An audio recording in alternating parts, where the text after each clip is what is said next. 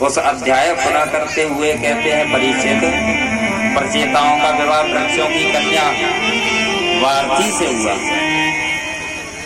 उन्होंने दक्ष नामक पुत्र को जन्म दिया। वो तपस्या करने चले गए। दक्ष ने तपस्या करने आसक्त ने कन्या से विवाह करने के बाद 10,000 पुत्रों को जन्म दिया। नारद जी ने उन बच्चों को संत बना दिया।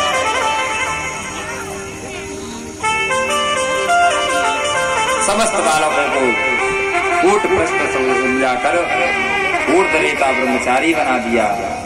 नारद जी ने उन बच्चों से बड़े विचित्र प्रश्न किए, बच्चों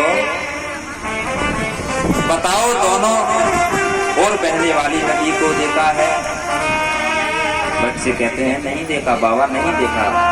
बच्चे चक्कर में पड़ गए, नदी तो एक साथ नहीं बहती है। नारद जी ने पूछा, अच्छा तो विचित्र भाषा बोलने वाले हंस को देखा है? बालकों ने कहा कि नहीं देखा महाराज। नारद जी ने पुनः प्रश्न किया, अच्छा तो कुंचली के पति को जानते हो? बालकों ने उत्तर दिया, नहीं जानते महाराज। नारद जी बोले, तो तुम कुछ नहीं कर सकते? बालकों ने जिज्ञासा करने पर नारद जी ने सबको चेला बना लिया और समझा दिया कि देखो बच्चों, दोनों बहने वाली नदी का नाम है माया। दोनों साइड में बहती है, वो है माया।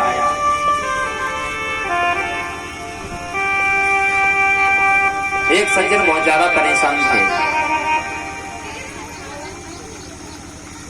परेशानी अवस्था में संत लोग कहते हैं, मंदिर में जाने से चिंता का विषय थोड़ा हल्का हो जाता है। संतों के पास गया और संतों के पास जाकर के कहता है, महाराज जी हमारे घर में जो समस्या आ रही है, आप बताएं क्या करें? संतों ने कहा, घर में आप शांति लाओ, शांति लाओ, घर में शांति लाओ, शांति जरूरी है। महाराज जी आपने देखा होगा, जो बाबा जी नंबर देते हैं वहां जाकर के कोई भी बात बाबा जी करेंगे तो सट्टे वाले जो होते हैं तुरंत नंबर बना लेते हैं कि बाबा जी ने सट्टा दे दिया, तुमने पहचान ही नहीं कर पाई। तो संत के पास जैसे पहुंचे तो महाराज जी ने तो कहा कि आप घर में शांति बुलाइए, सब ठीक हो जाएगा, पवित्रता का परिचय दें, सब ठीक हो जाएगा। जैसे ही वो उसने कहा कि महाराज जी कह ही रहे हैं और पत्नी से मेरी बनती नहीं है, साली का नाम शांति था, तो साली से ही विवाह करके घर में आ गया।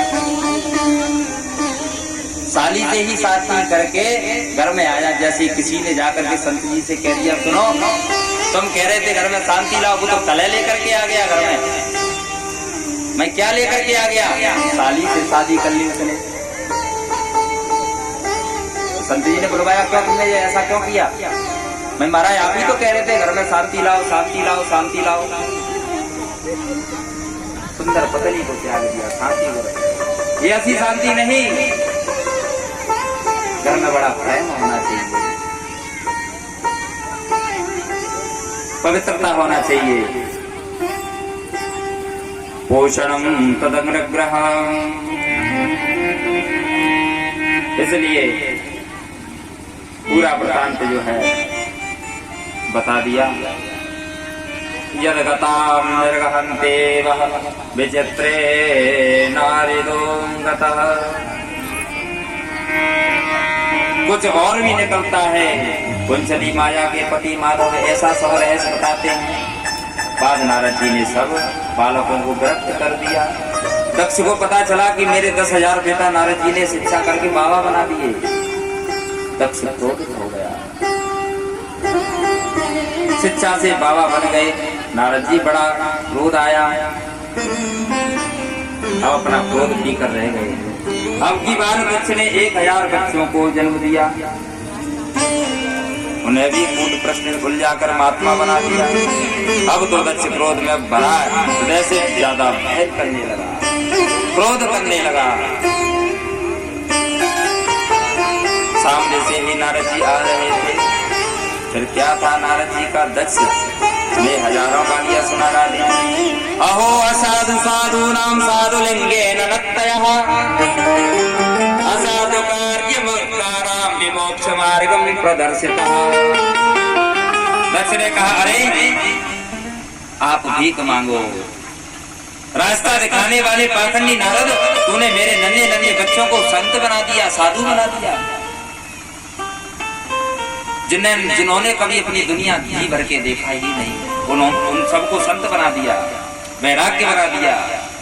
जा मेरा श्राप है, तस्मान् लोके सुते मूढ़ः न भवेत् भ्रमणं पदा। दक्ष ने श्राप दे दिया, तेरा पैर कभी एक जगह नहीं रुकेगा, कभी एक जगह पे आप रुकोगे नहीं, घूमते ही रहोगे। नारद जी चुपचाप मौन होकर के वहां से चले गए। कोई जवाब नहीं दिया। मन में सोचा, अच्छा ही रहा, बाबा एक जगह ठिकाना भी नहीं हो चाहिए, संतों का एक जगह स्थान भी नहीं होना चाहिए। जैसे हमारे उमेशानंद गिरी जी महाराज हैं, उन्होंने संकल्प लिया है एक साथ कथा कराना है। 45 कथा उनकी हो गई है, 40वीं कथा ये चल रही है। भ्रमण करते रहते।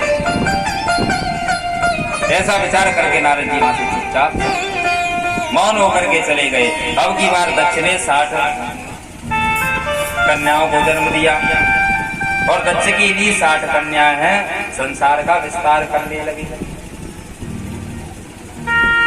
13 कश्यप जी को विवाही गई। दिति, अदिति, तनु, काष्ठा, सुरसा, इला, ताम्रवती, कद्रू, वनिता आदि सब कश्यप जी की पत्नियां हैं।